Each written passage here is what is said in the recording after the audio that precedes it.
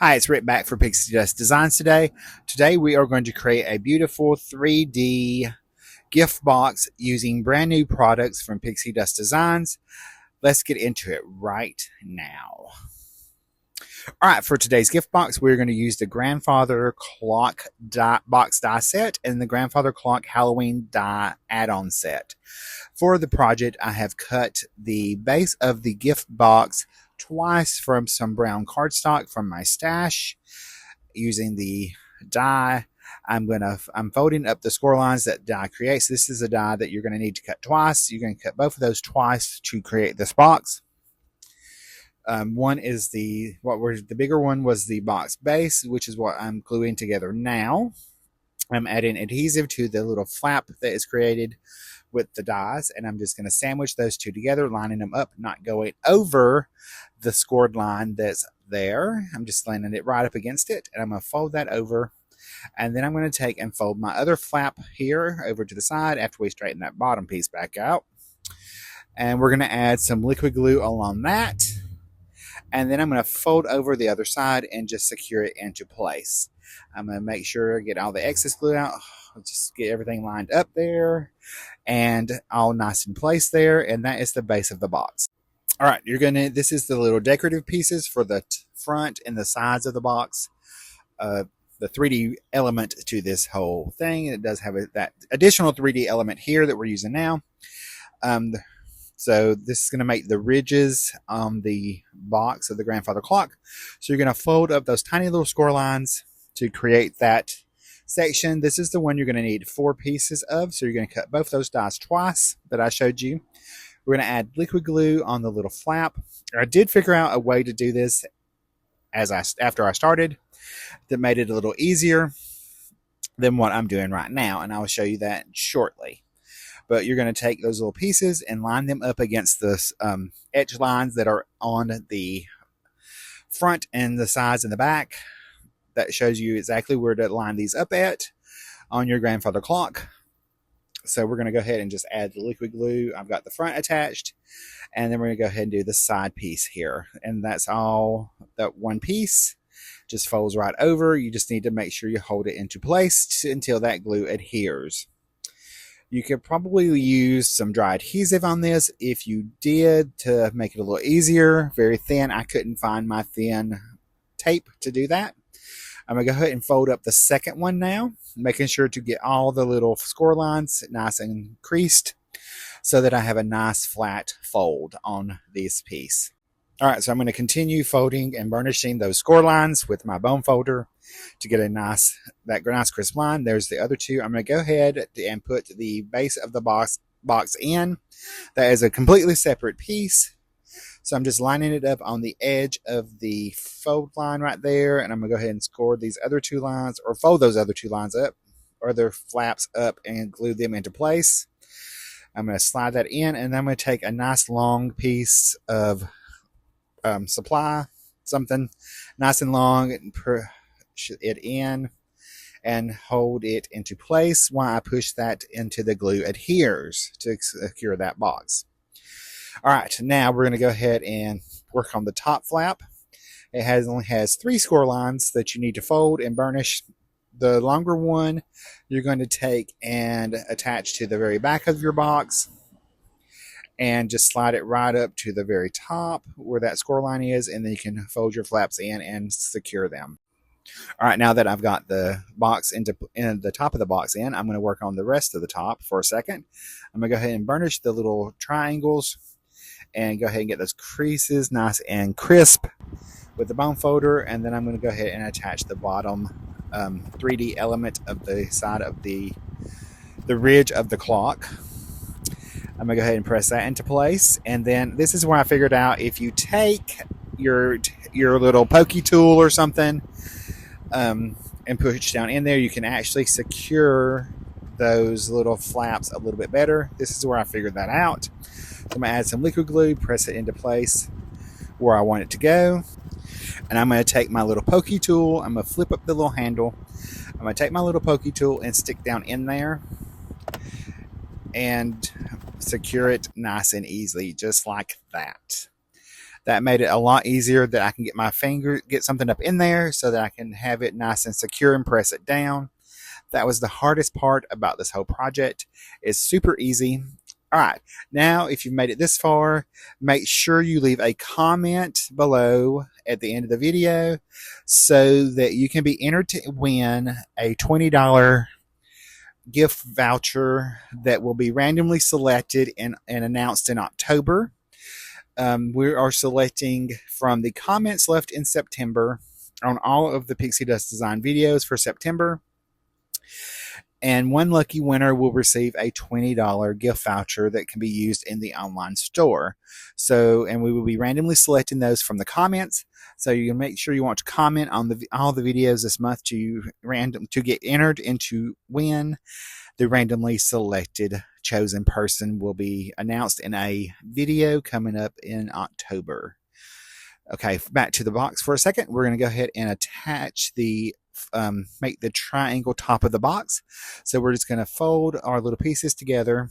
I'm adding liquid glue on the little flaps and putting that down. And then I also figured out here that if you will use your pokey tool to kind of get in there and hold it into place, it makes it a lot easier. And also you want to have a nice good crisp creases on your folds.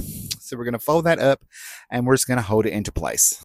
I'm just using my pokey tool to kind of press that in and hold it where I want it. I'm going to add just a little bit more glue right there on the little top, push in those folds and push them, make sure the flaps are folded out and hold it into place while the glue adheres. Just kind of pinching it into place. So I'm just going to go ahead and do that. I got that held and I'm going to add my decorative pieces to the top of this.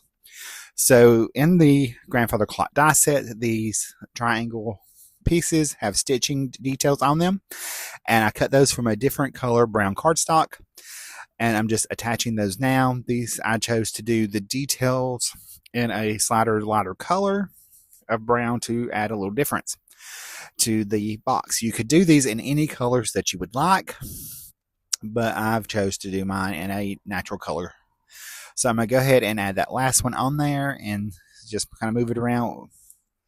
And then I'm going to take and attach this to the top of the box. I've added adhesive to the top, and I'm just going to set that on top and kind of hold it in place, making sure that everything is lined up and the box will still open once the glue is dry, just like that.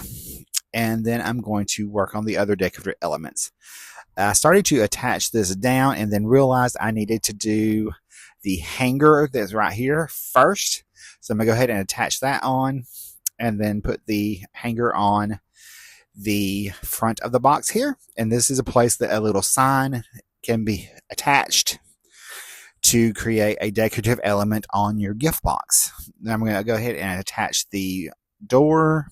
You could actually cut this into the front of your card base, or not card base, your box before you put everything together and make it where it has a little opening on the inside.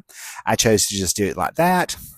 This piece goes on the back, and I should have cut another square to put it there at the top. I forgot and didn't do that.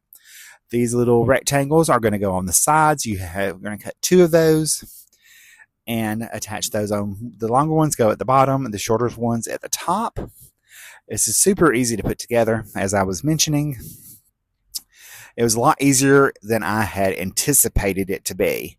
I had actually sat down and cut everything out first and then started the assembly process, which made it a lot easier. So that would be my advice to you, is to cut everything out first and then put it all together. I'm going to stick that tab back in. I had a tendency to let it flap open when I turned it to the side. You won't have that problem. If you do, don't turn it over on the side. All right, we're going to put the other one on, and then I'm going to attach this little frame that's going to add just another decorative element to the front of the grandfather clock box. I'm just going to put it down at the bottom here and get that nice and secured, just kind of pushing it into place where I want it to be. Since my front is not going to open, it really doesn't matter where I put it. So we're going to go ahead and then we're going to work on our clock face. I've cut that from white, and black and that brown chocolate cardstock that I already used. I decided that if I added the white glue to the white piece, I could put the black on there and be a lot easier. Then I can take the black, add the glue to the back of that, and put it in the center of the square, making sure that those lines go in the 12 and 6 and 3 and 9 o'clock positions. I'm going to add that decorative circle right there. And then I'm going to add this little decorative piece, an extra reinforcer right here to the little sign holder. And once I get that done, I can start working on the sign that I'm going to create. There's the one that comes with the box. I'm going to use the Grandfather Clock Halloween add-on dies to create a different sign for this. So with that meaning, I'm sure that we are going to have more dies for different holidays coming out soon. I'm adding my sentiment to this. I chose the boo that was in the set, and I'm just going to add that in there. I've cut it from some just decorative paper. I've got my witch's hat already assembled. It was super easy to do. I'm going to add that at the bottom, on that bottom flap. Now, I will tell you not to do like I just did and have everything, the back handles assembled before you check it. I have to go back and fix this little piece right here because Rick forgot to measure the distance between the holes before I put this together. I'm going to add this cute little extra spider up here and put that back up there with my little glue. And then this is where I realized I did not have it lined up. So I'm going to have to take one of the little handles off, recut it, and then line it up. So I'm going to line everything up where it's supposed to go, take my little extra piece here, flip it over, and then kind of move the handle out of the place, hold it down where the glue is, and add just a bead of glue underneath there. That way I can take and have it lined up perfectly. Now you're going to want to take some little brads and poke them through the little holes that are there and close those to hang your sign from. So I've got two. I'm going to just put the first one in there, and then I'm going to take the second one and run it through. I did figure out that if I used my reverse tweezers, it made it a little easier since I have big fingers. And there is the finished project. It turned out super cute, and it's nice and spooky, and you can put nice little treats in there. This is a super tall little project. I'm thinking a candy bar would probably fit, or several. There's a look at the project. I hope you enjoyed this video. If you did, you're probably going to like this video coming up next. And I will see you guys in the next video. Bye, guys. Stay crafty.